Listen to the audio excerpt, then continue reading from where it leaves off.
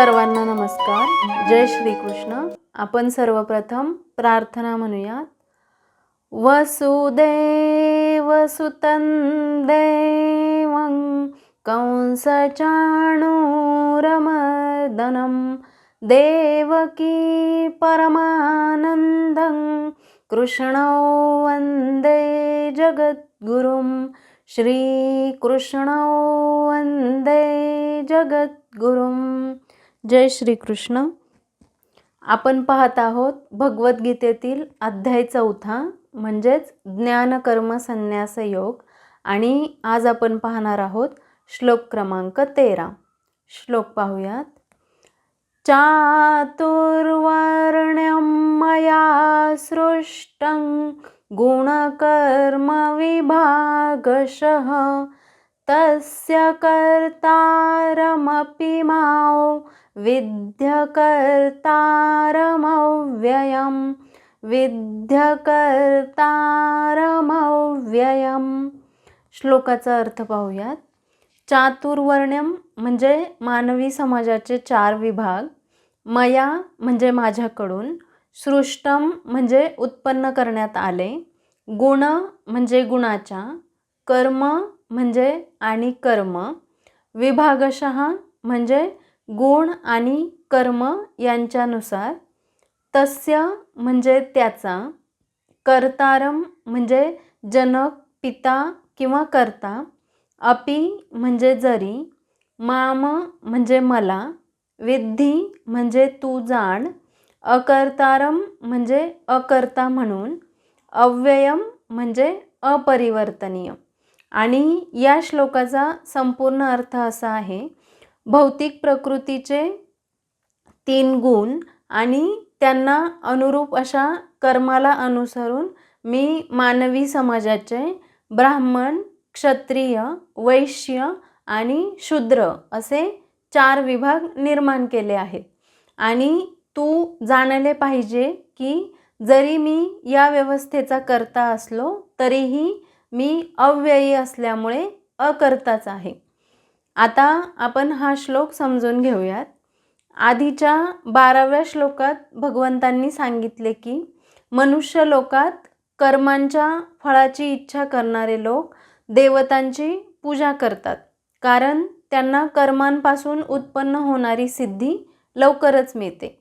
आणि या श्लोकात भगवंत सांगतात की गुण आणि कर्म यांच्या विभागाने मी ब्राह्मण, क्षत्रिय, वैश्य आणि शूद्र या 4 वर्णांचा समूह निर्माण केला आहे.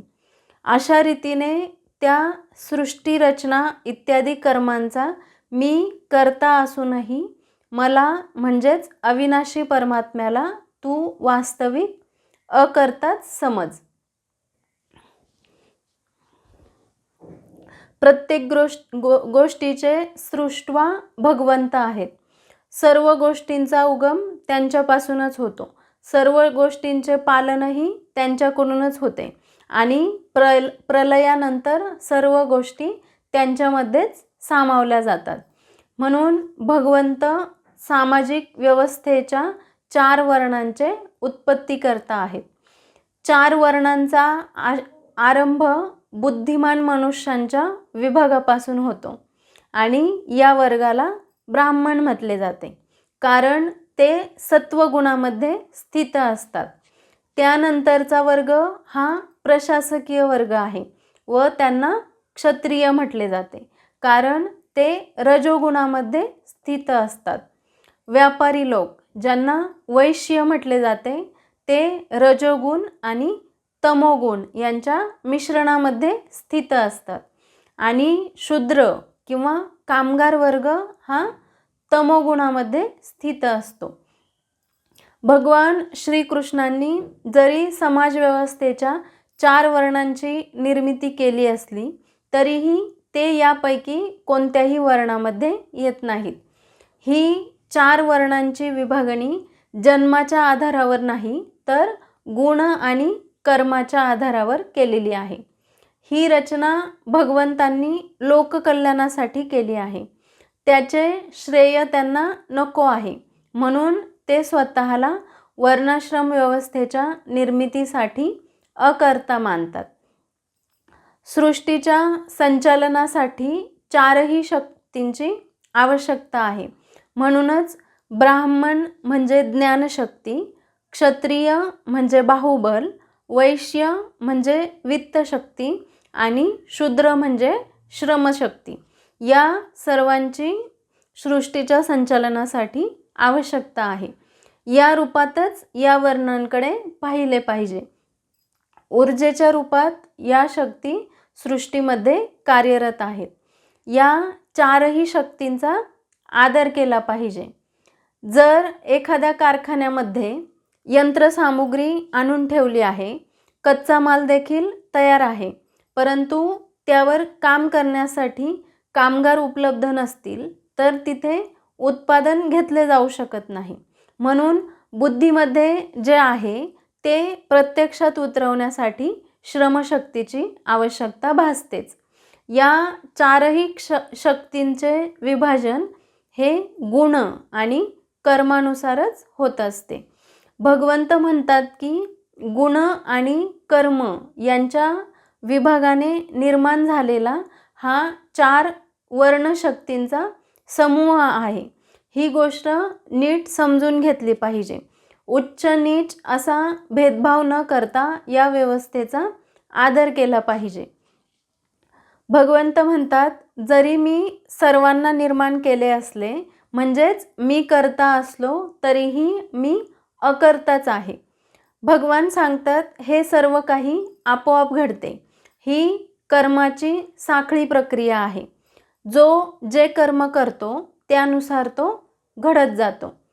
त्याला ते आवडते. सर्व काही ज्याच्या त्याच्या स्वभावानुसार घडते. हे प्रकृतीच्या गुणांनुसार घडते. ते मी करत नाही असे भगवंत या ठिकाणी सांगतात. परमात्व तत्व सर्वांमध्ये समान आहे आणि एकच आहे, पण गुणकर्मानुसार त्यामध्ये 4 विभाग सहज झाले आहेत. भगवंतांचे जन्म आणि कर्म दिव्य आहेत हे तत्वतः जाणणे महत्त्वाचे आहे. ते चातुर्वर्ण्य व्यवस्थेचे कर्ता आहेत पण आणि नाहीत पण, कारण प्रकृतीच्या गुणांनुसार हे वर्ण आपोआप घडतात. जे जाणणे आवश्यक आहे असे अकर्ता असल्याने ते कर्मामध्ये लिप्त होत नाही.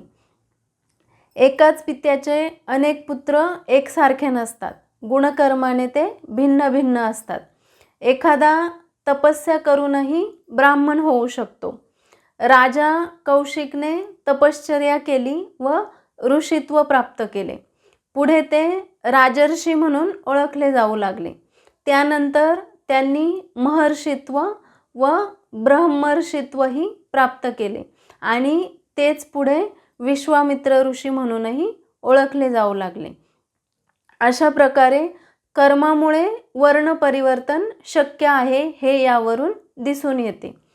पूर्वकर्मानुसार विविध योनीमध्ये आपल्याला जन्म मिळतो आणि त्याबरोबरच कर्म करण्याचा अधिकार देखील भगवंतांनी दिला आहे. कर्म करून श्रेष्ठत्व प्राप्त करण्याचे स्वातंत्र्यही दिले आहे.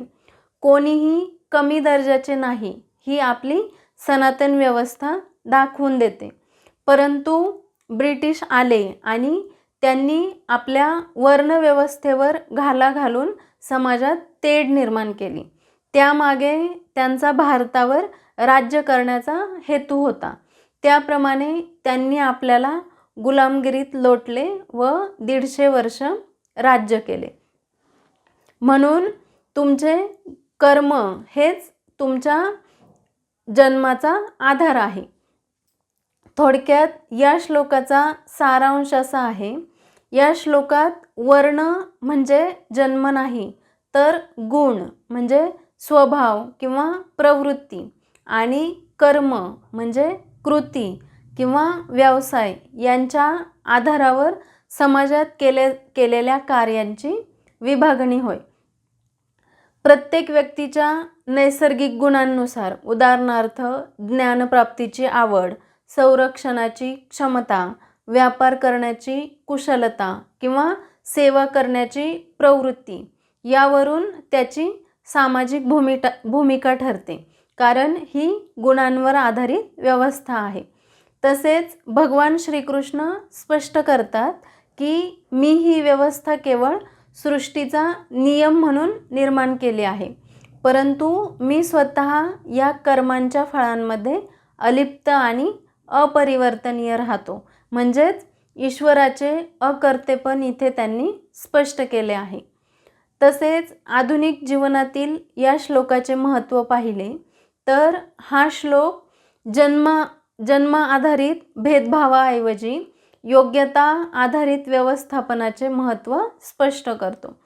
हा श्लोक योग्यता आणि कौशल्य यावर आधारित जीवन जगण्याचे महत्त्व स्पष्ट करतो. हा श्लोक स्पष्टपणे सांगतो की व्यक्तीची किंमत जन्माने नव्हे तर त्याच्या गुणांनी म्हणजेच क्षमता आणि नैतिकता आणि कर्तृत्व व कर्मांनी ठरते. आधुनिक काळात करिअर निवडणे, नेतृत्व निवडणे किंवा कोणतेही काम सोपवणे हे व्यक्तीच्या जन्मलेल्या कुळावर नव्हे तर त्याच्या कौशल्यांवर आणि गुणांवर अवलंबून असावे. उदाहरणार्थ, ब्राह्मणाचे गुण ज्ञान, क्षत्रियाचे गुण आहेत नेतृत्व, वैश्याचे गुण आहे व्यवस्थापन. अशा प्रकारे योग्यता आणि कौशल्य यावर आधारितच काम सोपवणे किंवा आपले करिअर निवडणे गरजेचे आहे. तसेच प्रोफेशनल एथिक्स यासाठी हा श्लोक मार्गदर्शक आहे. प्रत्येक व्यवसायाचे एक विशिष्ट कर्म किंवा कर्तव्य असते. कोणताही व्यवसाय हा छोटा किंवा मोठा नसतो. ते केवळ समाजाच्या आवश्यकतेनुसार गुणांचे विभाजन असते. म्हणजेच डॉक्टर, शिक्षक, सैनिक, व्यावसायिक आणि कामगार हे सर्व आपापल्या गुणांनुसार आणि कर्मांनुसार सामाजिक व्यवस्था टिकवून ठेवतात. म्हणून कुठलाही व्यवसाय हा छोटा किंवा मोठा कधीच नसतो. तसेच मी अकर्ता आहे हा भगवंतांचा संदेश आधुनिक व्यवस्थापन आणि नेतृत्वासाठी महत्त्वाचा आहे. म्हणजेच मोठ्या पदावर काम करणाऱ्या व्यक्तीने जबाबदारी घ्यावी पण अहंकार बाळगू नये आणि फळांच्या आसक्तीपासून अलिप्त राहावे.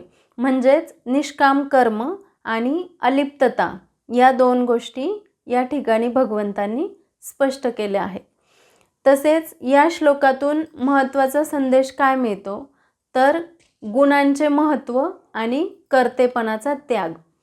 गुणांचे महत्त्व म्हणजे तुम्ही काय जन्माला आलात यापेक्षा तुमचा स्वभाव आणि तुमचे कर्म हे अधिक महत्त्वाचे आहे. तुमची क्षमता ओळखून जगाला उपयुक्त ठरणारे काम करा आणि जे काम कराल ते काम पूर्ण निष्ठा आणि जबाबदारीने करा. पण मीच सर्व काही केले हा अहंकार सोडून द्या. फळांची आसक्ती न ठेवता कर्म केल्यास ते कर्म तुम्हाला बंधनकारक ठरत नाही. म्हणून गुणांचे महत्त्व आणि कर्तेपणाचा त्याग हे दोन महत्त्वाचे संदेश हा श्लोक स्पष्ट करतो. अशा प्रकारे आपण 4थ्या अध्यायातील 13वा श्लोक समजून घेतला आहे. आता आपण समापन प्रार्थना म्हणूयात. योगेशं सच्चिदानन्दं वासुदेवं व्रजप्रियं धर्मसंस्थापकं वीरं कृष्णं वन्दे जगद्गुरुं. श्रीकृष्णं वन्दे जगद्गुरुं. ओम श्री कृष्णार्पणमस्तु. जय श्री कृष्ण.